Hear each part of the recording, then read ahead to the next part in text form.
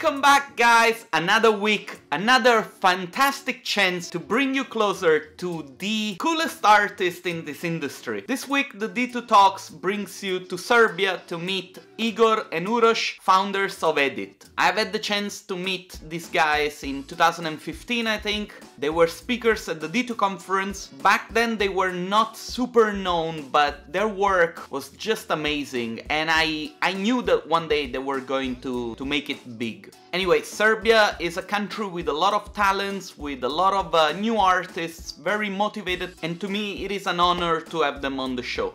Anyway, as always, enough of me blah blah blah blah. Enjoy the talk. And we're live. Oh, great! Oh yeah, it's very different. That was the type of reaction that I wanted to have. Wow, this is awesome. What's up, guys? How are you? Good, fine. Thanks for asking. First of all, thank you very much for taking the time on a Saturday evening. It's 7:23 in Tel Aviv. I guess it's 6:20. It's 6:23 in Belgrade. Yeah. It's okay. It's better than on the workday. That means that the moment that we finish this, you guys gonna go and drink. That's absolutely right.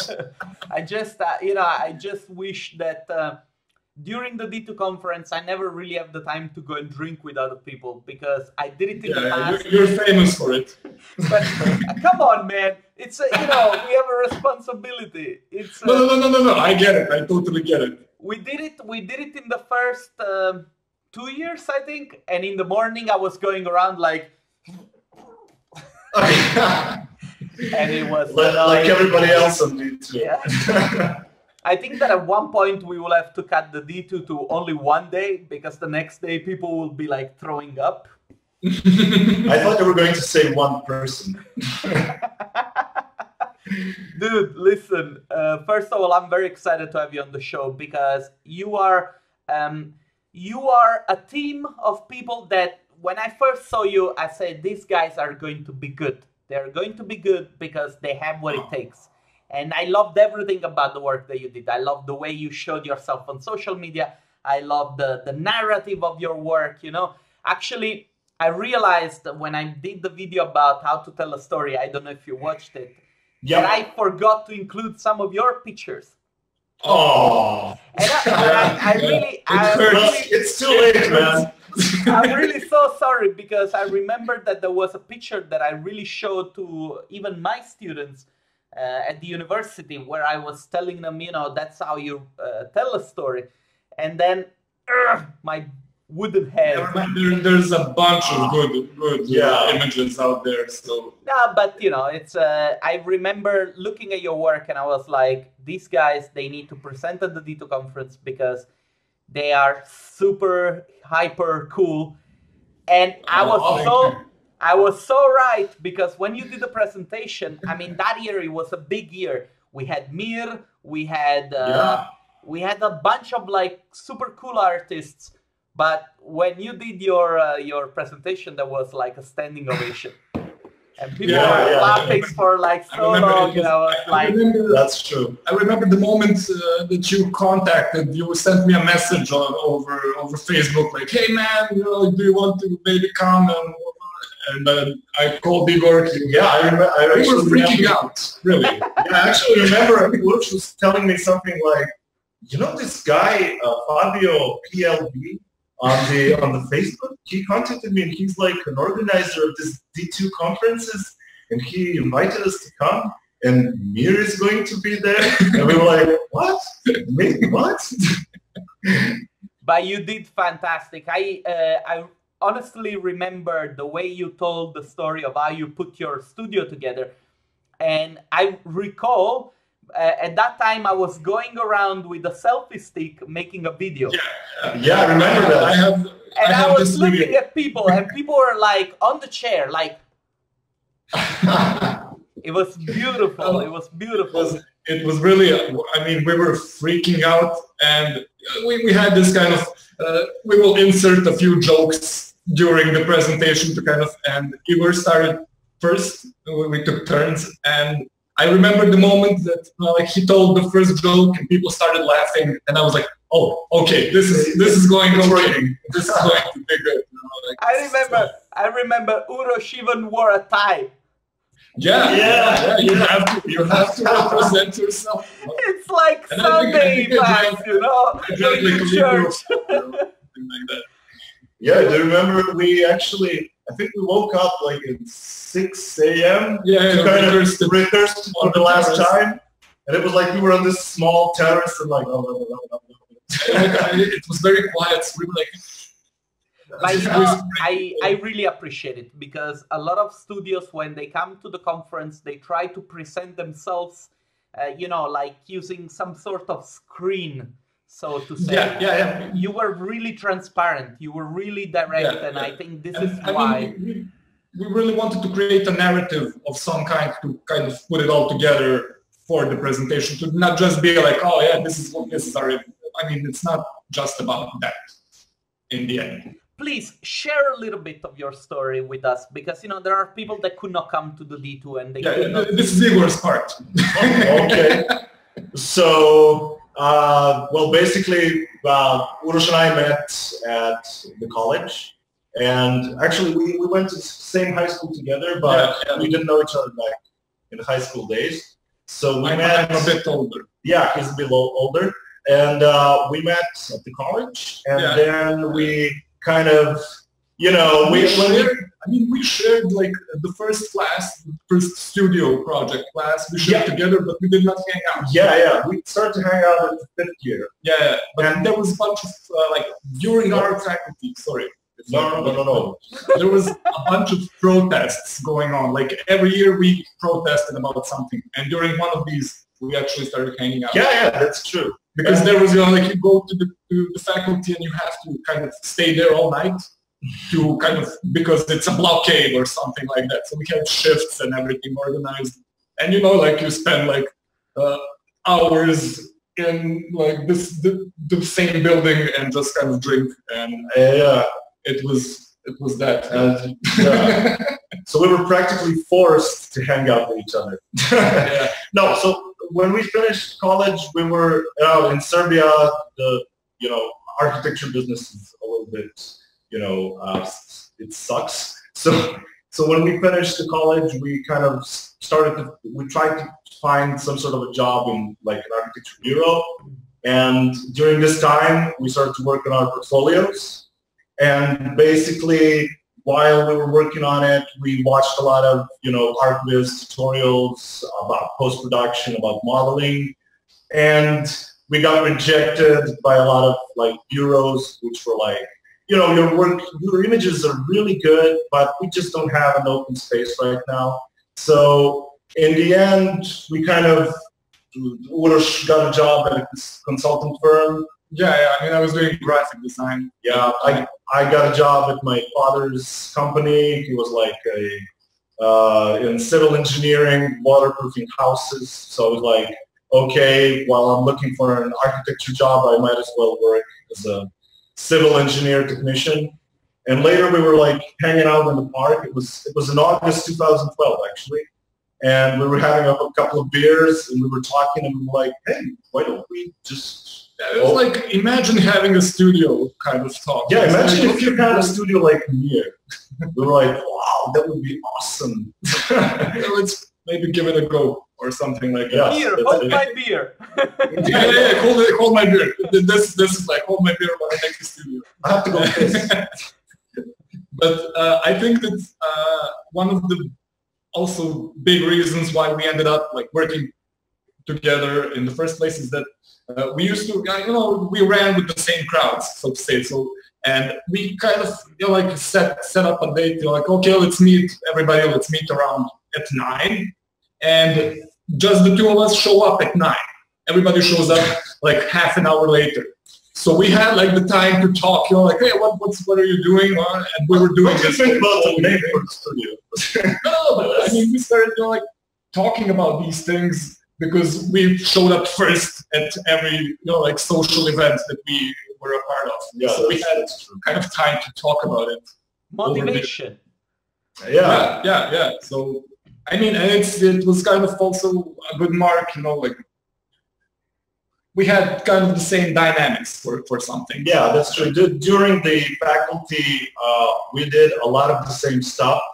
Uroš was modeling in ArchiCAD, and I was using SketchUp, and we were both doing a lot of Photoshop, you know, because you don't have a lot of time, so you have to kind of work your way through the Photoshop stuff, you know, to make an image look as good as it can. So yeah, we kind of did the same stuff at the faculty, and that's how we kind of, yeah, look at this. This is nice. You know? Yeah. So yeah, basically. When you started, who was your biggest inspiration? Like, you must have looked at some images and say, okay, this is the standard that we need to meet. Well, dare we say it? Yeah. I mean, you have to like mirror, pixel flakes. Pixel flakes, definitely. I think Vionics was like huge during the faculty. Alex Graphic. Yeah, his tutorials. Yeah. So I think these are like the big. Yeah. I don't know if Leo Luxigon, but Luxigon has a very specific style. Yeah, we used to argue. I mean, the two biggest inspirations for us were, I think, Mir and Luxigon. Yeah. Two opposite firms on top of the game or something like that. Uroš was more of a Luxigon guy, and I was more leaning towards the Mir, but we both kind of... I really remember looking at some of your pictures, and I was like, this guy must have worked for Luxigon, because... no, but I mean, these two companies, I think, were the biggest inspiration for us. I mean, something that we would kind of like to... Nobody has ever invited you to work for them or to work with them?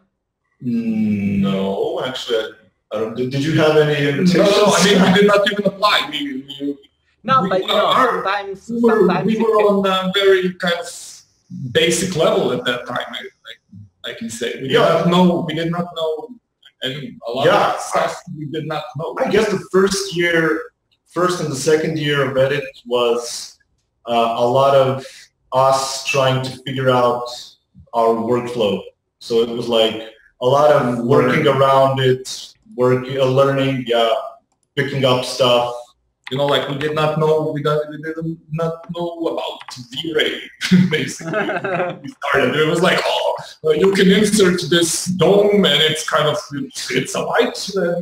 And It was very, very difficult to do some stuff. It's funny how you go from not knowing something to teaching it after. That's true, Because, I mean, one of the things that probably I should have said is that you know, the relationship that we have had, it's not only on a friendship base, but also professional, because you have taught a workshop for us. We're very grateful for this, because this workshop started another workshop for us in Florence, which is... Yes, with I am putting some of your pictures on the screen, so I'm covering your face. That's why I look a little bit busy. Just to show some of your work, because I don't know, in case people don't know it, but I think that everybody knows your work.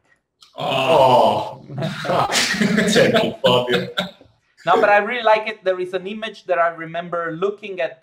We used it for also for the conference itself.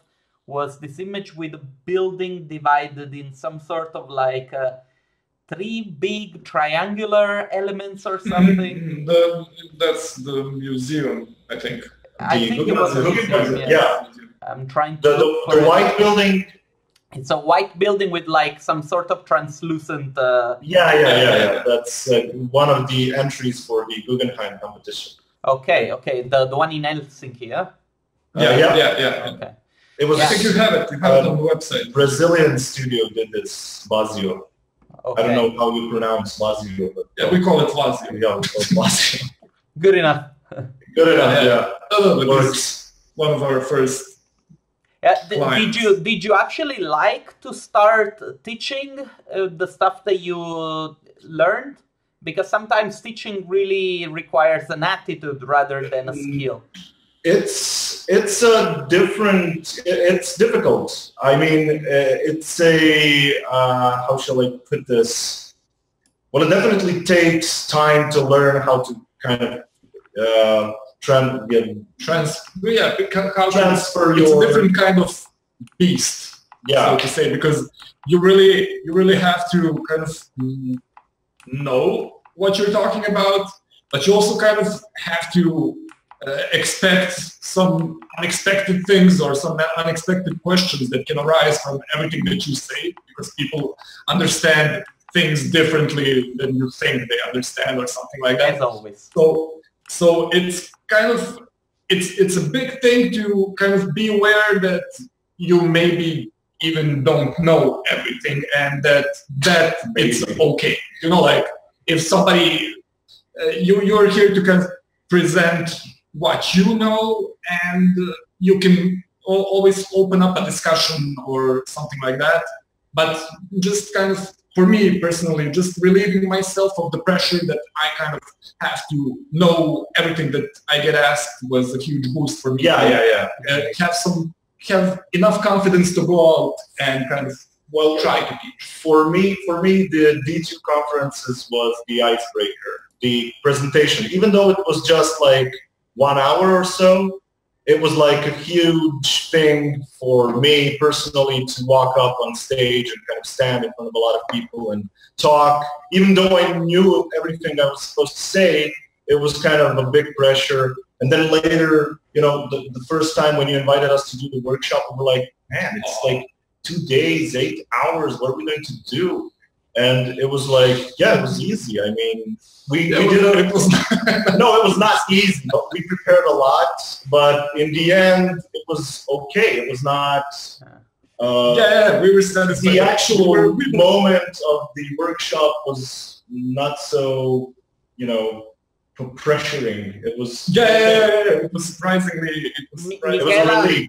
Michaela, which is the girl with which you're now working, we write every day.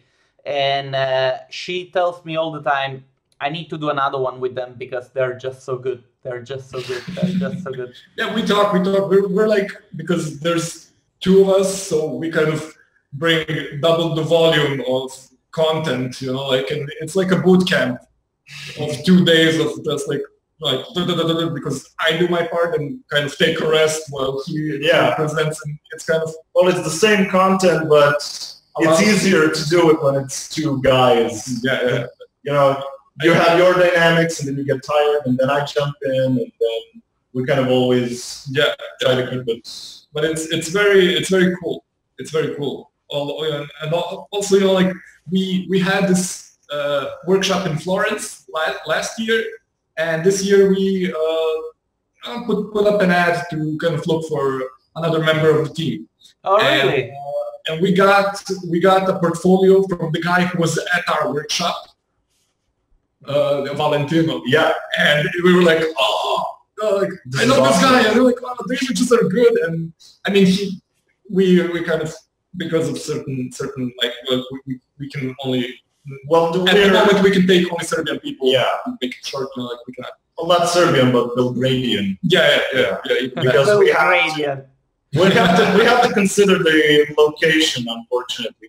Of course, it is what it is, you know. It's. But we met him this year in Florence, and he was like, I learned, you know, he learned a lot, basically, and he kind of could, how can I say, like, we inspired him to kind of learn even more, to kind of...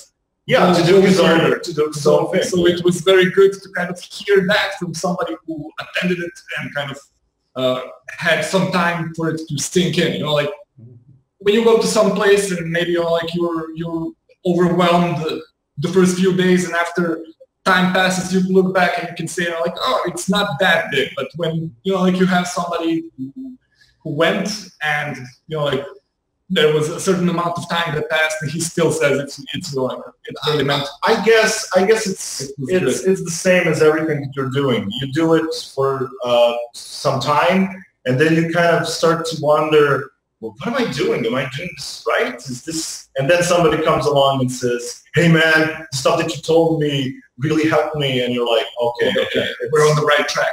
It's worth it only for this. Of course, because there is always like the personal component in a way, you know, like you guys are very good at what you do, also because of the people that you guys are, you know, because I met very good artists which unfortunately were not, so to say, the best people to hang out with. And, you know, this is one thing that I try to repeat over and over when I go and speak, when they invite me to talk at the conferences and so on. Guys, learn communication. Be a nice guy, you know? And I look very often at the communication that some artists have with clients. And I'm like, this is all wrong. A client will read this and will think that, you know, you're a beginner. How do you do this? You know? So it's, that's true. You really have to consider a lot of things. And I really hope that finally, as a community, we're going to start talking about the aspect of being an artist rather than working as an artist, you know, because being an artist also includes, okay, I'm an artist because I can support myself. But, you know, I work as an artist. It means that somebody is taking the responsibility off my hand to manage, you know, my business. Now that I'm talking about it, I remember that I have to collect all my bills for this quarter. I don't want to do that. No, but the thing that I kind of took from D2 is that what you were saying, you know, like being a kind of just kind of meeting these guys that you kind of just know from online, from websites or whatever, from companies that you admire, and just kind of realizing how actually cool they can be it was very mind-blowing. Yeah, you kind of put a face on it. Yeah. You know, like, because just seeing the comments on Facebook or something like that, it doesn't paint the whole picture. Also because very often, you know, when you get lost in translation, some people, you know, talk very differently than others. And sometimes you just don't know if they mean well, they mean wrong. That's true. Hey, what are you talking about? A couple of days ago, I shared a post of a guy that is actually working really hard in managing a community. And I was like, I love people that hustle. And then somebody commented, how is this a hustle? The guy is good. And I'm like, yeah, that's what I mean. I guess you have this, you know, and it's you cannot avoid it. Anyway, you guys are planning to come and see me in Tel Aviv, or should I just come to... well, if you're already coming to Belgrade, then we can maybe just wait for you. It's true. We don't know yet. It's not for sure, but, you know, the person that was here before, they moved to Belgrade. So, you know, you never know. Maybe in 2 or 3 years I'll be there keeping you company. My wife, actually, she's been to Tel Aviv. She's working in medicine, and she has this Israeli professor. And they do some kind of exchanges. So she spent like a few weeks in Tel Aviv, and I was, when I heard that you guys are moving in, I was like, oh yeah, when is the professor this and this coming to Belgrade? Maybe you can kind of, you know, like, again, go for a few We have a lot of place. Don't worry, it's fine. Cool. We're going because I really want to go to Israel to kind of just because of Jerusalem and everything, you know, like. It would be a nice place to kind of see. I think it's important for a person to go there. But that's it. I mean, we will see. Hopefully we will kind of overlap before you come to Belgrade. It's a crazy, Tel Aviv, it's a crazy city. Like really, really crazy. There are things that, you know, are really freaking amazing. There are certain things that could be better. But, you know, I come from Vienna, which is the city where everything works. Yeah. You know, it's but it's okay. You know, I'm having a great time. Then you're going to have like a very strange time if you come to Belgrade. No, here nothing works in Belgrade. I mean, it works, but in strange ways. Yeah. No, I think you know, it's this is one of the aspects of the job that I really freaking love it. You know, I get to know people from all over the world. And you can be anywhere. Exactly. Yeah. And there is we are planning since a couple of years, with Jason to actually take a road trip and go to see all the offices of all the people that come to us, and we want to do the same, We kind of want to go back and just document the whole thing, It's I think it's very important that we finally break these, this wall of information which is between, the artists and the people that are interested in the business. And why not even the clients, because clients, if they know a little bit more who you are, they would appreciate you also on a personal level, because I'm pretty sure that a lot of clients, they approach you thinking, okay, the address is Belgrade, there might be some rip-off cheap artists, when actually, I see some dedication and some professionalism on your side. When we did this workshop, I was telling Jason, these guys are on fire. Everything is so well done.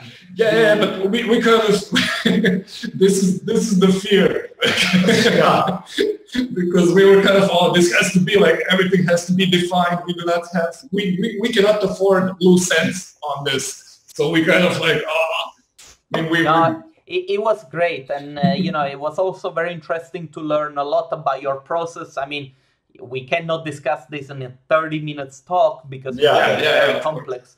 But I really liked also the way you guys evolved with also the type of client and the size of projects that you were doing. There were some projects which were relatively small in the past, like these houses on the mountain and so on, which were very pretty. But of course, now that you're managing larger projects, this is also a sign of trust, I'm really proud to know you in person, and I'm excited about the future because, offices like yours are the ones that, do the hustle, How are you, in the future? Do you have any plans to do something a little bit different or focus on something? Well, it depends on the, we like to believe that we're constantly growing and we're trying to learn new stuff. It's kind of it's like, I don't know, like doing something and kind of just evolving, I guess. Yeah. Rather than kind of making some crazy, not crazy, but like strict cuts and saying like, okay, we're going to do this or something like that. And then it kind of, it's more organic in our case, I think. Are you implementing any new type of technology like VR or?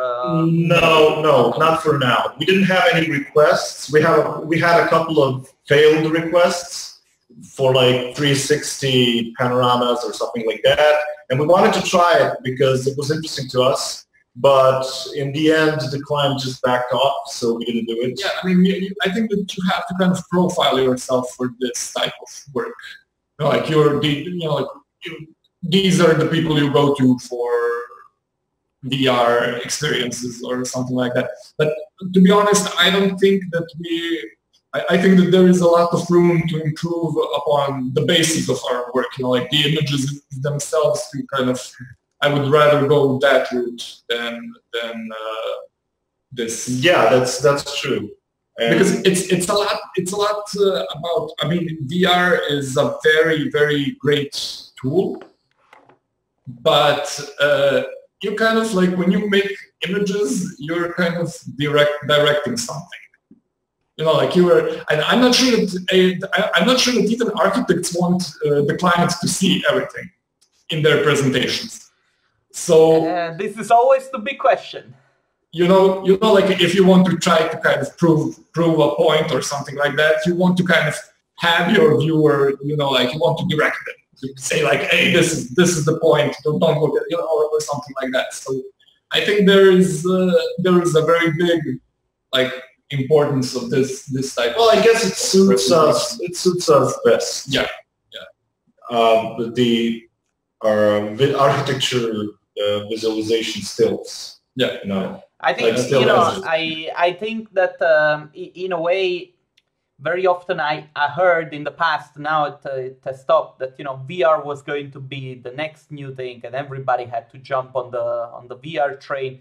And whilst of course there are a lot of ways to implement the technology, we don't have to forget that images are still very important, and for sure, even if we will be able to supplement the documentation of a building somehow, images will still stay there. It's a little bit like when they say when they say that digital cameras were going to kill photography, or it's just different. It's a different format, and I don't know. I guess you never know how the industry is going to develop. So in the end, you are going to adapt to it if you have to. But for now, while the things are still good, we are sticking to, I think VR is very utilitarian, I think. Because you can really kind of prove a point. You can, it has its application. Yeah, it's like real estate. It's like the thing, to do, I think. You can bring in a client, he can walk through the house, he can see every little detail, he can change stuff if he likes to, and that's really good for real estate. But I'm not sure that you can kind of experience the project and the building as good as you can through like maybe a single image that is kind of on point. Probably it's not about how you experience it, it's about sending the message across, rather. Yeah. I totally agree. So I think it's just different applications. Yeah, for a different use. It's a question of appropriate application. How many are you at the moment in the office? Well, currently 4. We have one. Yeah, we have a newcomer. She's like a week old. It's our baby. No, she is right now. She's on the internship, and we have another girl, Alexander, who is working with us. I think over a year. Yeah. So it's a little bit over a year. Yeah, a little bit over a year. So we are a 4-people team right now, and we're kind of trying to gradually grow. Yeah. Okay, that's very good. It's. Although I have to say that I like the fact that you are relatively small, because it gives me this feeling of you being almost artisans. You know what I mean? Yeah, we would not. I think that we would kind of. We talked about this, like maybe growing kind of in which direction we want to go, and I think this is for us because if you kind of I think you have an option to kind of try and expand as much as you can, but then you kind of, I think, lose how should I put it? Well, you lose control. Yeah. You lose creative control. You're managing more than your. It's a different beast, I think. I think like by growing slowly but steadily, we kind of can maintain a lot of our initial identity or something like that. I think Trond actually said it nicely in one of the interviews I saw him do. He said something like, well, now we tried to keep it small, and now we're like, I don't know, 10 or 15, and now we're more like managing than we're doing the work. Yeah. But this is kind of, you cannot avoid if you kind of grow. Yeah. So. But you can still keep creative control, I think, if you're a team of maybe 10 people or so. Mm-hmm. Oh, of course. Yeah, and the most important thing, I think, for us is that both of us, I think I could speak for the both of us, we want to do the work. We want to work in production. We don't want to manage people. And it's very hard for us to kind of, we were considering to hire a boss. Put an ad for a boss, like who can kind of tell us just like, oh, this is you do this, and I talk to these people or something like that. We need a CEO and founder. Yeah. But it wouldn't be the first time, because like I've read the book of Steve Jobs, where he talks about how the company grew. And, you know, whilst he wanted to be the boss, he didn't like to be the boss because he wanted to focus on the production. And then they hired, I'm not sure if the story was like this, they hired the ex-president of Coca-Cola. Oh, no, Pepsi. Even worse. Which was a marketing genius, blah, blah, blah. And just because, you know, the guy understood that he wanted to be in production and not in management, which I think, you know, in a way it's also honorable, you know, because you're like, I understand that, you know, I can do better working like this. I don't want to boss people around. Maybe that will be my job when I come to... You can come and be our boss. Please be our boss. I will have my chair in the corner with my throne, my glass of like... of most, course, you know, of course. My You crown. can make videos all day. With a whip. I'm really not that bad, I swear. I'm actually... No, or maybe we can contact the Pepsi guy. It's probably gone. Guys, listen, we are already above 30 minutes. I don't want to take any more of your time. I think this was a super fun chat. I had a lot of fun talking to you. I had a lot of fun talking to you before the interview. Likewise. I just want to thank you for taking the time to do this. I'm going to stop the recording now. So if you want to say goodbye, if you want to tell people where they can find you, I'm going to then stop the recording and then we can say goodbye to each other, okay? Okay. Thank you for having us. Igor, you have this. Thank you for having us, Fabio. And if anybody wants to check out our work, you can check it out on edit.rs. And that's The Facebook page is also very active, right? Yeah, but I don't know the Facebook page address. So okay, I'm putting it now on your. I'm putting it now on your on the screen. Okay, so people can see it. Yeah, great. And this way, we need to kind of. It's been a bit collecting dust. The Facebook page. You gotta clean it up a little bit. We have to work on it a little bit. Guys, thanks a lot for doing this. I'm gonna stop the recording now. Thanks a lot for watching, everybody who is watching, and I will see you guys, I think, next week.